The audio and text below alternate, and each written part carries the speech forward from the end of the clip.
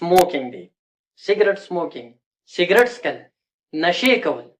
چې کوم انسان نشې کوي، سیګرټ څکي، سموکینګ کوي، نو دې انسان ته د هارت اټیک چانسز ډېر زیات سوی. د سیګرټ نه ځان بچ کوي. دویم که تاسو دا غواړئ چې موږ صحتمند اوسو او موږ ته هارت اټیک ونی شي، نو تاسو د کولډ ډرینکسو نه ځان بچ کوي. کوم کولډ ډرینکس، انرژي ډرینکس دي، کوک دی، پیپسي ده، 7 اپ دی، سټینګ دی، هر قسم انرژي ډرینکس دي او کولډ ډرینکس دي، د دې نه پرهیز وکړئ، نو تاسو ته به د هارت اټیک چانسز ډېر زیات کم شي. دریم، تاسو د موټاپې نه ځان بچ وساتئ. که ستاسو وجود چېرته غټي، وزن هم سیوا شوی، نو خپل وزن کم کړئ.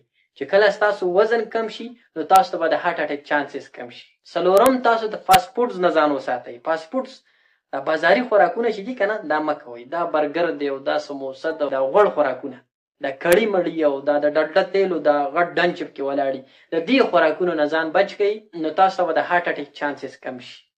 پنځم یو غټه وجه، لیک اف ایکسرسایز یا لیک اف فزیکل اکټیویټیز. زمونږ خلک ایکسرسایز نه کوي، ورزش نه کوي. نو که تاسو روزانه ایکسرسایز کوئ، ورزش کوئ، کار روزګار کوئ، نو تاسو ته به د هارت اټیک چانسز کمي بنسبت د هغه خلکو کم خلک چې ایکسرسایز نه کوي او په ځي باندې پراته وي، نو دغه خلکو ته د هارت اټیک چانسز سیوا دي.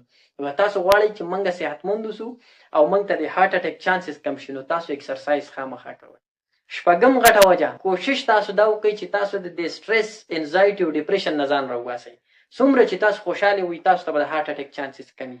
او که تاسو په سټرس کې وئ، تاسو په خفګان کې وئ، تاسو ته ټینشن وي، تاسو ته پریشانیانو کې ډوبې وئ، نو تاسو ته به د هارت اټیک چانسز سیوا. اوومه ضروري خبره، تاسو د خپل کولیسټرول لیول نارمل وساتئ. د کولیسټرول لیول به های کوئ نه. که ستاسو د کولیسټرول لیول های کېږي، نو تاسو ته به د هارت اټیک چانسز هم های کېږي. نو کوشش وکړئ چې تاسو خپل د کولیسټرول لیول نارمل وساتئ. اتم، تاسو د ډایبیټیز، د شوګر نه ځان بچ وساتئ، ځکه چې څومره شوګر او بلډ پریشر سیوا کېږي، هغومره دې انسان ته د هارت اټیک چانسز سیوا کېږي. نو تاسو خپل شوګر هم نارمل وساتئ. او په نهم نمبر باندې تاسو الکوهل، د شرابو نه ځان بچ وساتئ.